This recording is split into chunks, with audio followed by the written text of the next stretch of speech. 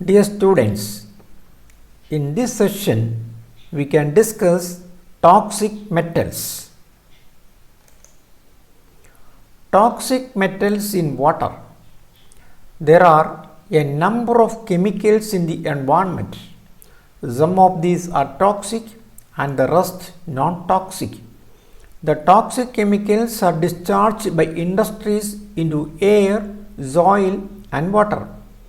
Once the water resources are polluted by the toxic chemicals, they get into the human food chain and finally get into our biological system, disturbing the biochemical process. Sometimes such chemical toxicity, particularly due to toxic metals, can be fatal. The list of toxic chemicals are very long. Examples are lead, cadmium, mercury, arsenic, copper, cobalt, tin, etc. The toxic metals are turning to be pollutants either from the industrial waste or by the use of fertilizers and pesticides. ഈ ഒരു സെഷനിൽ നമ്മൾ പഠിക്കുന്നത് metal ടോക്സിറ്റിയാണ്, പ്രത്യേകിച്ച് toxic metals in water. Toxic ആയിരിക്കുന്ന metals ജലസ്രോതസ്സിൽ എത്തിക്കഴിഞ്ഞാൽ ഉണ്ടാകുന്ന ഇമ്പാക്റ്റാണ് നമ്മളുടെ ചർച്ചാ വിഷയം. എൻവയോൺമെൻറ്റിൽ ധാരാളം കെമിക്കൽസ് ഉണ്ട്. അത് ചിലത് ടോക്സിക്കാണ്, മറ്റുള്ളവ നോൺ ടോക്സിക്കുമാണ്. ടോക്സിക് ആയിരിക്കുന്ന കെമിക്കൽസ് അത് പൊള്യൂട്ടൻ്റ് എന്ന രീതിയിൽ നമ്മുടെ എൻവയോൺമെൻറ്റിലേക്ക് വരുന്നത് പ്രധാനമായിട്ടും വ്യവസായശാലകളിൽ നിന്നാണ്. അപ്പോൾ ഇൻഡസ്ട്രീസാണ് ഈ pollutants, toxic metals they come to air, soil and water. Water resource, പ്രത്യേകിച്ച് കുടിവെള്ള സ്രോതസ്സുകൾ ഒരിക്കൽ മലിനീകരിക്കപ്പെട്ട് കഴിഞ്ഞാൽ, once it is being polluted, സ്വാഭാവികമായും ഈ പൊള്യൂട്ടിങ് ആയിരിക്കുന്ന ടോക്സിക് ആയിരിക്കുന്ന കെമിക്കൽസ്, ഈ മെറ്റൽസ്, പ്രത്യേകിച്ച് മെറ്റൽസ് ഫുഡ് ചെയിനിൽ കൂടി നമ്മളുടെ ബയോളജിക്കൽ സിസ്റ്റത്തിൽ കടന്നുകൂടും. നമ്മുടെ ബോഡിയിൽ ഫുഡിൽ കൂടി നമ്മുടെ ബയോളജിക്കൽ സിസ്റ്റത്തിൽ എത്തുകയും അത് നമ്മുടെ ബോഡി ഫങ്ഷനെ, അതിനകത്ത് ബയോകെമിക്കൽ പ്രോസസ്സിനെ മൊത്തം ഡിസ്റ്റർബ് ചെയ്യുകയും ചെയ്യും. ചില ഹെവി മെറ്റൽസ്, ടോക്സിക് ആയിരിക്കുന്ന ഹെവി മെറ്റൽസ് വളരെ കൂടിയ പ്രത്യാഘാതങ്ങൾ നമ്മുടെ ബോഡി ഫങ്ഷനിൽ സൃഷ്ടിക്കും. Sometimes it can be fatal.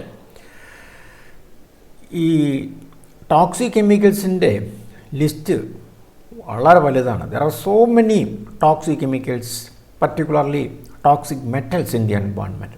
ചില പ്രധാനപ്പെട്ട ടോക്സിക് മെറ്റൽസ് എന്ന് പറയുന്നത് lead, cadmium, mercury, arsenic, copper, cobalt, tin എന്നിവയാണ്. ഇതിൻ്റെ ഒരു കോൺസെൻട്രേഷൻ അന്തരീക്ഷത്തിലോ വെള്ളത്തിലോ അല്ലെങ്കിൽ മണ്ണിലോ, പ്രത്യേകിച്ച് വെള്ളത്തിൽ, ജലസ്രോതസ്സിൽ വർദ്ധിച്ചു കഴിയുമ്പോൾ ഇവയൊക്കെ തന്നെ പൊള്യൂട്ടൻ്റ് ആകുന്നു. പിന്നെ കാർഷിക മേഖലയിൽ ഉപയോഗിക്കുന്ന ഫെർട്ടിലൈസേഴ്സും പെസ്റ്റിസൈഡ്സും ഒരു പരിധിവരെ ഹെവി മെറ്റൽ പൊള്യൂട്ടൻസിന് കാരണമാകുന്നുണ്ട്. Cadmium. Cadmium is a toxic metal found in water. Cadmium occurs in nature in association with zinc minerals. Plants may take up certain amount of cadmium, and if the cadmium concentrate is beyond the TLV, it can be toxic. Itai is a disease caused by the cadmium poisoning. Ingestion of significant amount of cadmium causes immediate poisoning and damage liver. Cadmium causes kidney problems, anemia and bone marrow disorders. Compounds containing cadmium are also carcinogenic. Toxic ആയിരിക്കുന്ന ഒരു മെറ്റലാണ് cadmium. ജലസ്രോതസ്സുകളിൽ കുറഞ്ഞ അളവിൽ cadmium കാണാറുണ്ട്. പലപ്പോഴും ഇത് നാച്ചുറലായി തന്നെ ജലസ്രോതസ്സിലെത്തുന്നുണ്ട്. കാരണം zinc എന്ന് പറയുന്ന മറ്റൊരു മെറ്റലിൻ്റെ മിനറൽസിൽ ചെറിയ അളവിൽ കാഡ്മിയം കാണുന്നുണ്ട്. പിന്നെ സസ്യങ്ങളും ഒരു ചെറിയ അളവ് വരെ കാഡ്മിയത്തെ അബ്സോർബ് ചെയ്യുന്നുണ്ട്. അപ്പോൾ കാഡ്മിയത്തിൻ്റെ ഒരു കോൺസെൻട്രേഷൻ, കാഡ്മിയത്തിൻ്റെ ഒരു അളവ് ഒരു നമ്മളുടെ ഫുഡ് ചെയിനിൽ കൂടി നമ്മുടെ ബോഡിയിൽ വന്നു കഴിഞ്ഞാൽ അതിൻ്റെ ഒരു എമൗണ്ട്, ആ അളവ് TLV എന്ന് പറയുന്നത് ത്രഷോൾഡ് ലിമിറ്റ് വാല്യൂ, അനുവദനീയമായിരിക്കുന്ന ലെവല്, ഇത്ര വരെയൊക്കെ ആകാം. അതിന് മുകളിൽ എത്തിക്കഴിയുമ്പോൾ പ്രശ്നം ഉണ്ടാകുന്നത്. അപ്പോൾ അനുവദനീയമായിരിക്കുന്ന ലെവലിന്, അതായത് ത്രഷോൾഡ് ലിമിറ്റ് വാല്യൂവിന് മുകളിൽ എത്തിക്കഴിയുമ്പോൾ കാഡ്മിയം ടോക്സിക് ആവും, അത് പോയ്സണിങ് ആവും. കാഡ്മിയം പോയ്സണിങ് മുഖാന്തരം ഉണ്ടാകുന്ന ഒരു സാധാരണ രോഗമാണ് ഇറ്റായ് എന്നുള്ളത്. Ingestion of significant amount of cadmium, അതായത് നമ്മുടെ ബോഡിയിൽ നമ്മുടെ ആഹാരത്തിൽ കൂടി കാഡ്മിയം ഒരു പരിധിക്കപ്പുറത്ത് വന്നു കഴിയുമ്പോൾ അത് കിഡ്നിയെ തകരാറിലാക്കാം, anaemia, bone marrow disease, bone marrow disorders തുടങ്ങിയ മറ്റ് ആരോഗ്യ പ്രശ്നങ്ങൾക്കും ഹെൽത്ത് പ്രോബ്ലംസിനും ഇത് കാരണമാകും. അതും കൂടാതെ cadmium കാർസിനോജനിക്കാണ്. Lead is relatively abundant in nature. Combustion of lead petrol is one of the major reasons for the accumulation of lead in the environment. Street dust and the roadside soil have high concentration of lead. Lead-based paint and its dust, usually found in older buildings, are another sources of exposure. Occupational exposure such as welding can cause lead poisoning. Lead poisoning disrupts the synthesis of hemoglobin and retards the life-sustaining energy production. മറ്റൊരു toxic എലിമെൻ്റാണ് lead എന്ന് പറയുന്നത്. ഒരു metal, toxic മെറ്റലാണ് lead എന്ന് പറയുന്നത്. സ്വാഭാവികമായി തന്നെ ലെഡിൻ്റെ അളവ് അന്തരീക്ഷത്തിൽ, എൻവയോൺമെൻറ്റിൽ കൂടുതലാണ്. അപ്പം ഇന്ധനത്തിൽ കൂടി പെട്രോൾ നമ്മൾ ഒരു ഇന്ധനമായിട്ട് ഉപയോഗിക്കുന്നതിന് പെട്രോളിൽ അതിൻ്റെ ഒരു ആൻറ്റി നോക്കിംഗ് ഏജൻറ്റ് എന്ന രീതിയിൽ ലെഡ് വരാറുണ്ട്. അപ്പോൾ അങ്ങനെയുള്ള ലെഡ് പെട്രോൾ കത്തി കഴിയുമ്പോൾ അന്തരീക്ഷത്തിലേക്ക് വരുന്നുണ്ട്. അതുകൊണ്ടാണ് ലെഡിൻ്റെ അളവ് റോഡ് സൈഡിൽ, അത് പൊടിയിലാണെങ്കിലും റോഡ് സൈഡിലെ മണ്ണിലാണെങ്കിലും ഒക്കെ ലെഡിൻ്റെ അളവ് വളരെ കൂടുതലാണ്. അത് സ്വാഭാവികമായും മഴ പെയ്യുന്ന സമയത്ത് ജലസ്രോതസ്സിൽ എത്താറുണ്ട്. പിന്നെ പെയിൻറ്റിൽ ലെഡ് ഒരു പ്രധാന ഘടകമാണ്. അതുകൊണ്ട് പഴയ പെയിൻ്റൊക്കെ അടിച്ച് കുറേ കാലം കഴിയുമ്പോൾ, അല്ലെ പഴയ കെട്ടിടങ്ങളിലൊക്കെ ഈ ലെഡിൻ്റെ ഒരു ടോക്സിക് ഇഫക്റ്റ് ഉണ്ടാകാറുണ്ട്. അത് പൊടി പടലങ്ങളിലൊക്കെ ലെഡിൻ്റെ സാന്നിധ്യം ഉണ്ടാകും.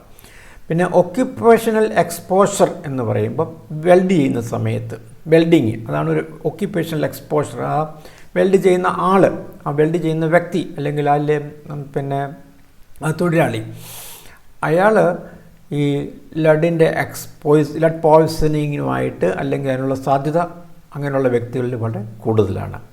ലെഡ് പോയ്സണിങ് സംഭവിച്ചു കഴിഞ്ഞാൽ അത് ഹീമോഗ്ലോബിൻ്റെ ഒരു പ്രൊഡക്ഷൻ, ദ സിന്തസിസ് ഓഫ് ഹീമോഗ്ലോബിനെ അത് റിട്ടാർഡ് ചെയ്യും, തടയും. ഒരു പരിധി വരെ അതിൻ്റെ ഹീമോഗ്ലോബിൻ്റെ പ്രൊഡക്ഷൻ അത് ബാധിക്കാറുണ്ട്. അതുകൂടാതെ it is having some other toxic effect also. That is the impact of lead toxicity. High levels of lead may cause anemia, weakness, kidney and brain damage. Very high lead poisoning can cause death. Damage developing baby's nerve system, increased risk of blood pressure, miscarriage, premature birth, stillbirth, low birth weight etcetera. ഇതൊക്കെയാണ് lead ടോക്സിറ്റിയുടെ മറ്റ് ചില പ്രത്യാഘാതങ്ങൾ. Brain ഡാമേജിന് കാരണമാകും, kidney ഡാമേജിന് കാരണമാകും. Very high lead poisoning can even cause death. അതുപോലെ ഈ ഗർഭസ്ഥ ശിശുക്കളുടെ നെർവ് സിസ്റ്റത്തെ അത് ബാധിക്കാറുണ്ട്. പിന്നെ ബ്ലഡ് പ്രഷർ കൂടുന്നതിന് കാരണമാകും. പ്രഗ്നൻസി പീരീഡിൽ കുറച്ച് പ്രോബ്ലംസ് ഉണ്ടാക്കാം, മിസ്കാരേജ് മറ്റ് പ്രോബ്ലംസ് ഉണ്ടാക്കാറുണ്ട്. സമയം എത്തുന്നതിന് മുമ്പുള്ള പ്രീ മെച്യൂറായിരിക്കുന്ന ബർത്ത്, അതുപോലെ സ്റ്റിൽ ബർത്ത്, കുട്ടി മരിച്ചു പോകും. Low birth weight. ഇതൊക്കെയാണ് ലെഡ് ടോക്സിറ്റിയുടെ പ്രത്യാഘാതങ്ങൾ. Mercury. Mercury is a highly toxic element and there is no known safe level of exposure. The mercury contamination is an industrial side effect. Elemental mercury has the ability to penetrate the nerve system where it is ionized and trapped, attributing to significant toxic effects. The inhalation of mercury can damage lungs and kidneys. The inorganic salts of mercury are corrosive to the skin, eyes, and gastrointestinal tract. ഒരു heavy toxic ആയിരിക്കുന്ന മെറ്റലാണ് mercury എന്നത്. അപ്പോൾ എത്ര അളവ് വരെ mercury നമുക്കാകാം എന്നുപോലും നമുക്ക് പറയാൻ പറ്റത്തില്ല, കാരണം ഇറ്റ് ഇസ് ഹൈലി ടോക്സിക് ആണ്. ഇനി മെർക്കുറി കണ്ടാമിനേഷൻ എന്ന് പറയുന്നത് ഒരു ഇൻഡസ്ട്രിയൽ സൈഡ് എഫക്റ്റാണ്. എലിമെൻ്റൽ മെർക്കുറി, അതായത് HG എന്ന് പറയുന്ന മെർക്കുറി, HG, അതിൻ്റെ സിമ്പിൾ HG ആണ്. ഈ എലിമെൻ്റൽ മെർക്കുറി അത് നെർവ് സിസ്റ്റത്തിൽ പെനിട്രേറ്റ് ചെയ്ത് നിർത്താനുള്ള സാധ്യത അല്ലെ കഴിവ് അതിനുണ്ട്. When the metal is ionised, അത് നമ്മളുടെ ആ ഒരു സിസ്റ്റത്തിൽ, നെർവ് സിസ്റ്റത്തിൽ ട്രാപ്ഡായി പോകും. ഇറ്റ് ഈസ് ട്രാപ്ഡ് എന്ന് വെച്ചാൽ അതവിടെ ദീർഘകാലം നിലനിൽക്കും. ഇപ്പോൾ inhalation of mercury can damage lungs and kidneys. ശ്വാസകോശങ്ങളെയും കിഡ്നിയുടെയും പ്രവർത്തനത്തെ അത് തടസ്സപ്പെടുത്തുന്നുണ്ട്. ഇതുപോലെ മെർക്കുറി എന്ന് പറയുന്ന HG എന്ന് പറയുന്ന inorganic mercury, it is corrosive to skin, eyes and gastrointestinal tract.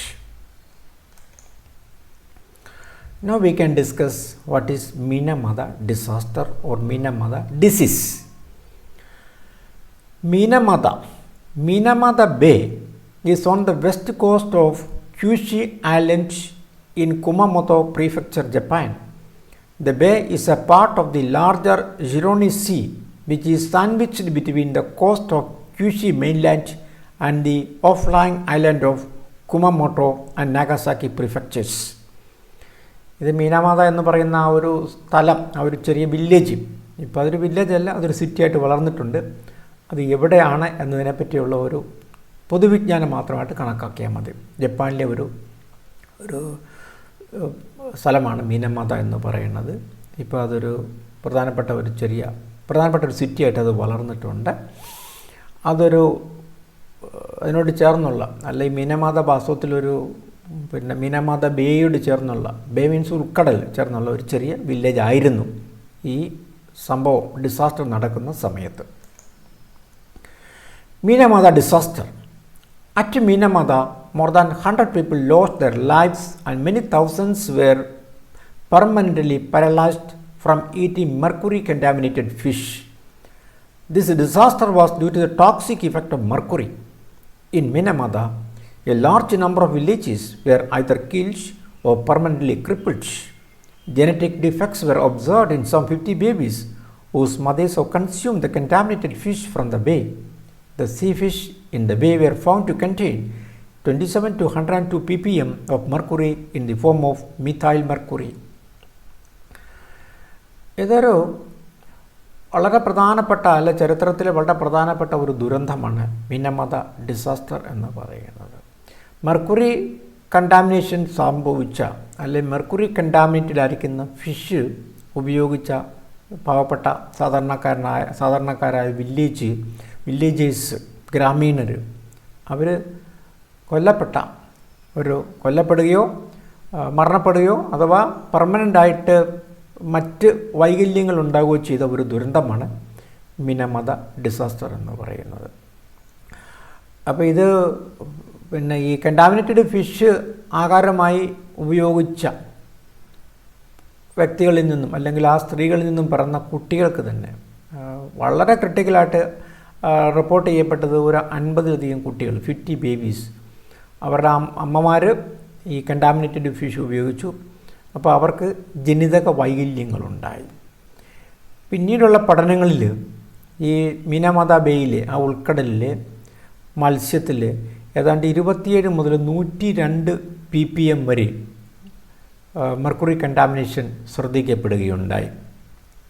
അപ്പോൾ വാസ്തവത്തിൽ വളരെ കുറഞ്ഞ ഒരു 1 ppm അല്ലെ 2 ppm മെർക്കുറി പോലും നമുക്ക് അത് അനുവദനീയമല്ല. അതിൻ്റെ ത്രെഷോൾഡ് ലിമിറ്റ് വാല്യൂ പോലും കൃത്യമായിട്ട് പറയാൻ പറ്റത്തില്ല മെർക്കുറിയുടെ കേസിൽ. Because mercury is such a highly toxic element, toxic മെറ്റലാണ്. അപ്പോൾ ആ ടോക്സിക് മെറ്റലായിരിക്കുന്ന മെർക്കുറി അത് കടൽ ജലത്തിലേക്ക് ഒരു പൊള്യൂട്ടുണ്ടായി വരികയും അവിടെ സംഭവിച്ചിട്ട് അത് ബയോ അക്യുമുലേഷൻ സംഭവിച്ചിട്ടാണ് ഫിഷിൽ ചെന്ന് കഴിഞ്ഞപ്പം ബയോ അക്യുമുലേഷൻ ഉണ്ടായി. അതുപയോഗിച്ച ഗ്രാമീണർക്കാണ് ഈ ദുരന്തം സംഭവിച്ചത്. The source of mercury was the effluent discharged into the bay from a chemical factory called Minamata Chemical Company. The mercury was deposited on the bottom of the bay and remained there since 1950s. After extensive research, it was confirmed that the inorganic mercury in the natural environment was changed to organic mercury. The sea fish that had taken the contaminant as food were subjected to bioaccumulation of the toxic material. The poor villages who consumed the sea fish were affected with the toxicity of the methyl mercury. The Minamata disaster is a unique incident in the long history of water pollution. ജലമലിനീകരണത്തിൻ്റെ പ്രത്യാഘാതമായിട്ട് സംഭവിച്ച ഒരു അനന്തരഫലം എന്ന രീതിയിൽ മിനമത ഡിസാസ്റ്ററിന് സമാനമായി മറ്റൊരു ദുരന്തവുമില്ല. മിനമത chemical കമ്പനിയിൽ നിന്നും പുറത്തേക്ക് തള്ളപ്പെട്ട, അതായത് മിനമത ബേയിലേക്ക്, ആ ഉൾക്കടലിലേക്ക് തള്ളപ്പെട്ട എഫ്ലുവൻ്റ് ഫാക്ടറിയിൽ നിന്നും പുറത്തേക്ക് തള്ളപ്പെട്ട ആ മലിനജലം, ആ മലിനജലത്തിൽ മെർക്കുറിയുടെ സാന്നിധ്യമുണ്ടായിരുന്നു. So mercury was deposited on the bottom of the bay and remained there since 1950s. 1950 മുതൽ ഈ മെർക്കുറി ഈ കടൽ ജലത്തിലേക്ക് തള്ളുകയും അതിൻ്റെ അടിയിൽ സെഡിമെൻ്റായിട്ട് ഇതിവിടെ അടിഞ്ഞുകൂടുകയും ചെയ്തിരുന്നു. സ്വാഭാവികമായും പുറത്തേക്ക് തള്ളപ്പെട്ടത് ഇനോർഗാനിക് മെർക്കുറി, HG മെർക്കുറിയാണ്. മെർക്കുറി എന്ന് പറയുന്ന മെറ്റലാണ്. അത് നാച്ചുറൽ എൻവയോൺമെൻറ്റിൽ വന്നു കഴിഞ്ഞപ്പോഴേ പ്രവർത്തിച്ച് പ്രകൃതി സ്വാഭാവികതയിലെത്തിക്കഴിഞ്ഞപ്പോഴത്തേന് നാച്ചുറൽ എൻവയോൺമെൻറ്റ് എത്തിക്കഴിഞ്ഞപ്പോഴേ അത് മിഥൈൽ മെർക്കുറിയോ ഡൈ മിഥൈൽ മെർക്കുറിയോ ഒക്കെ ആയിട്ട് മാറി. അപ്പോൾ മിഥൈൽ മെർക്കുറി അഥവാ ഡൈ മിഥൈൽ മെർക്കുറി എന്നൊക്കെ പറയുന്നത് ഓർഗാനിക് മെർക്കുറിയാണ്. ഇനോർഗാനിക് മെർക്കുറിയേക്കാൾ ഹൈലി ടോക്സിക്കാണ് ഓർഗാനിക് മെർക്കുറി. അപ്പോൾ ഈ ഓർഗാനിക് മെർക്കുറിയാണ് സീ ഫിഷ്, പ്രത്യേകിച്ച് ഷെൽ ഫിഷ് അത് ഫുഡായിട്ട് അത് അബ്സോർവ് ചെയ്തത്. They consumed the sea fish, they consumed the toxic metal. സ്വാഭാവികമായും അത് ഫിഷിലെത്തിക്കഴിഞ്ഞപ്പോഴേ അതിന് ബയോ അക്യുമുലേഷൻ സംഭവിച്ചു. ഹ്യൂമൻ ബീയിങ്സ് അത് അല്ലെങ്കിൽ വില്ലേജേഴ്സ് അത് ഫുഡായിട്ട് സ്വീകരിച്ച് കഴിഞ്ഞപ്പോൾ വീണ്ടും അത് ബയോ മാഗ്നിഫിക്കേഷൻ സംഭവിച്ചു. അങ്ങനെയാണ് ഈ പ്രത്യാഘാതം, മിനമത ഡിസാസ്റ്റർ എന്ന് പറയുന്ന ഈ പ്രത്യാഘാതം ഉണ്ടായി. So that is all in this particular session and you are given the assignments. Write notes on metal toxicity and you have to briefly discuss Minamata disaster. The last date for submitting the assignment is October 5, 2020. Thank you.